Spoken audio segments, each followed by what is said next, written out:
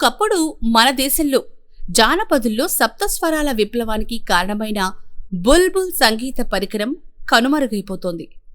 ఇప్పటి తరానికి బుల్బుల్ తరంగ్ సంగీత పరికరం ఎలా ఉంటుందో తెలీదు. దానిపై స్వరాలు, దానిపై అదృష్టమూ లేదు. విదేశీ ఎలక్ట్రానిక్ వాయిద్యాల విప్లవం ముందు ఇది వెనకబడిపోయింది. మన దేశంలో ప్రతి సంగీత కచేరీలోనూ ప్రతి చోట మన సాంప్రదాయకమైన సంగీత వాయిద్యాలతో పాటు ఈ బుల్బుల్ సంగీత పరికరం ఒక విప్లవమే సృష్టించింది. మగ బుల్బుల్ పిట్ట రాత్రులు ఆడ బుల్బుల్ పిట్టలను ఆకర్షించేందుకు కూస్తూనే ఉంటుంది. ఆ విరహ కూత పేరు మీదనే ఈ పరికరానికి బుల్బుల్ అన్న పేరు స్థిరపడిపోయింది. ఈ బుల్బుల్ తరంగ్ అంటే ఇదేదో విదేశాల్లో తయారై వచ్చింది కాదు. స్వయంగా మన భారతదేశంలోని పంజాబ్లో 1930లో ఈ వాయిద్య పరికరం ప్రచారంలోకి వచ్చింది.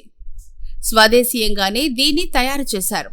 అప్పట్లో జానపదాలకు, జానపద కళాకారులకు బుల్బుల్ ఒక వరప్రసాదంలాగా మారింది. సాంప్రదాయకమైన వీణ లాంటి పరికరాలు వాడేవారు. ఇలాంటివి అన్నీ అప్పట్లో కూడా ఖరీదైన సంగీత పరికరాలే. అలాంటి పరిస్థితుల్లో పేద కళాకారుల కోసం సృష్టించిందే ఈ బుల్బుల్. దీనిలో 2 ప్రధాన తంత్రులు ఉంటాయి. మిగిలిన 12 తంత్రులువి ఉంటాయి. ఇవి 2 సెట్లుగా ప్రధాన తంత్రులకు కలిపుంటాయి.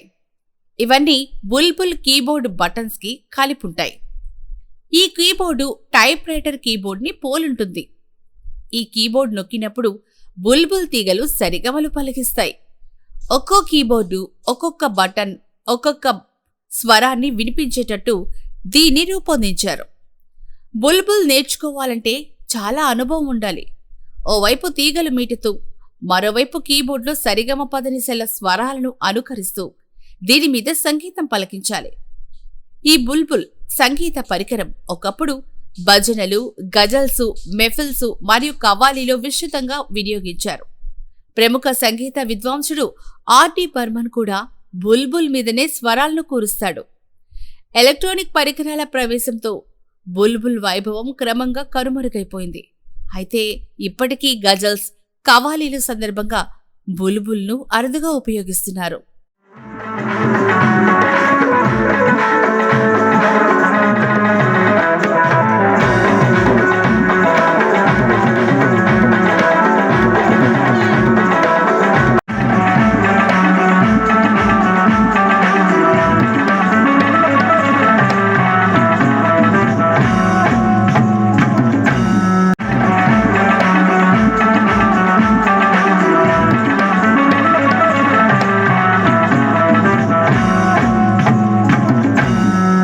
हिसाब का देता हुआ सामने तुम्हारे हिसाब का देता हुआ सामने तुम्हारे हिसाब का सड़ता आता हो साथ नजरा दिलाल का